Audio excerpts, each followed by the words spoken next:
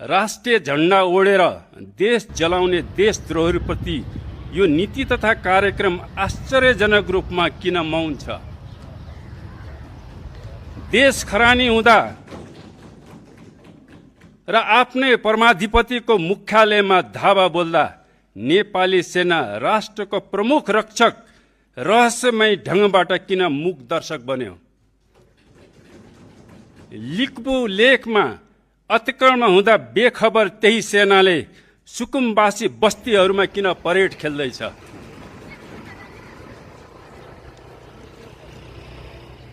असङ्ग नीतिको खिल्ली उडाउँदै सशस्त्र टिओबीहरूको ताण्डव नृत्यप्रति यो नीति तथा कार्यक्रम किन चुपचाप छ?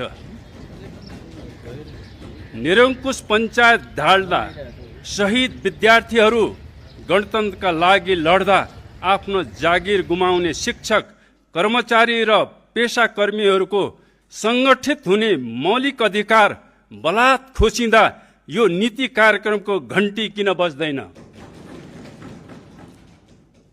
ऋण लिएर विकास हुन्न भन्नेहरूले सरकारको पहिलो बैठकबाटै अरबौं ऋण स्वीकृति किन गर्छन्? शिक्षा, स्वास्थ्य, सहकार्य आदि संस्थाहरूको नियमनको नाममा बलात् स्वायत्त हनन हुँदा किन मसान घाटको मौनता? सुशासन, सुसंस्कार र संस्कृतिको नमुना बन्नुपर्ने प्रतिनिधिले बारम्बार असभ्य र अराजक आचरण प्रदर्शन गर्दा सम्मानित सदन सभामुख किन लाचार र नतमस्तक?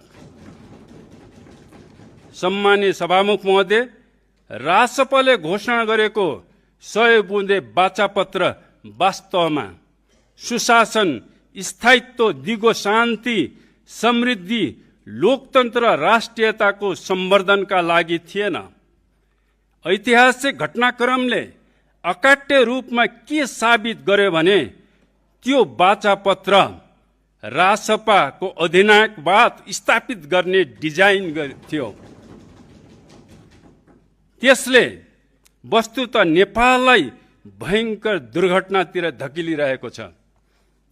सम्मानीय सभामुख महोदय, सम्मान्य राष्ट्रपतिज्यूद्वारा प्रस्तुत 100 बुँदे नीति तथा कार्यक्रम त्यही कथित 100 बुँदे बाचापत्रको नवीन संस्करण र निरन्तरता हो।